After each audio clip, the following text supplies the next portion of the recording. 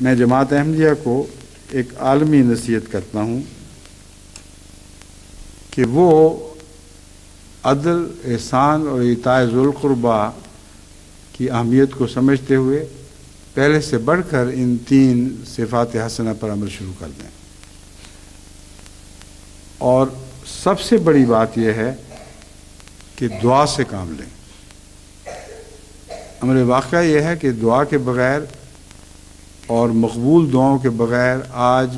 نہ ہندوستان کے مسائل حل ہو سکتے ہیں، نہ پاکستان کے حل ہو سکتے ہیں۔ جب ایتاء ذی القربیٰ پہ غور کریں تو ایک ایسی ماں سامنے آئے گی نا جس کا بچہ بیمار ہے اور حالات بتا رہے ہیں کہ وہ ٹھیک ہونے والا نہیں، کیا کر سکتی ہے سوائے دعا کے؟ اور اس وقت کی دعا جو دل کی گہرائی سے اٹھتی ہے، جو زخمی دل کی دعا ہے، وہ اللہ تعالیٰ عام حالات کی دعا سے زیادہ سنتا ہے۔ بس ہر احمدی دل کو ایتاء ذی القربیٰ کے تحت ایک ماں کا دل ہو جانا چاہیے۔ وہ دنیا کے غموں کو محسوس کرے اور دل میں تکلیف محسوس کرے واقعتاً، راتوں کو اٹھے اور بلبلائے،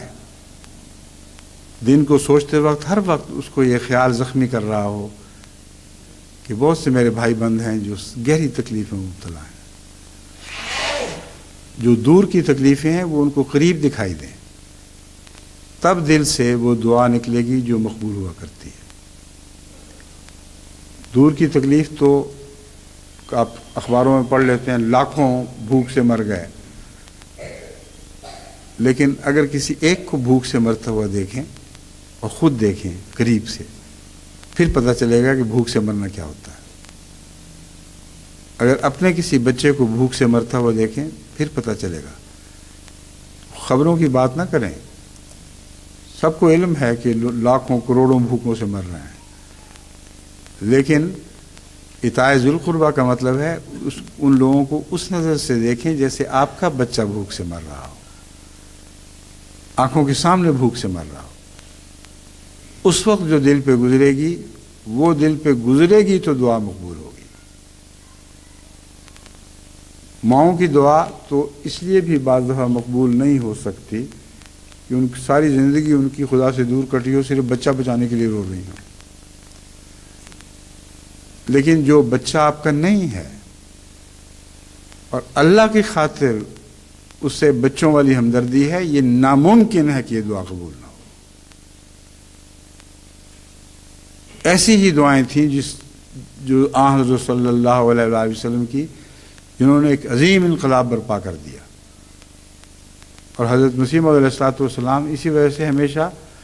آپ کی دعاؤں ہی کو انقلاب کا باعث قرار دیتے ہیں، جبکہ دوسرے دنیا دار صوفیاء ہوں یا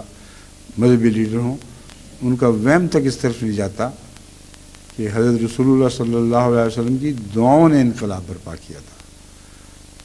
اور وہ یہ دعائیں تھیں جس کا میں ذکر کر رہا ہوں۔ اپنے دلوں کو ٹٹولیں، خبریں پڑھتے ہیں ایکسائٹ ہونے کے لیے، تو یہ آپ اس صورت میں آپ مومن دل نہیں رکھتے۔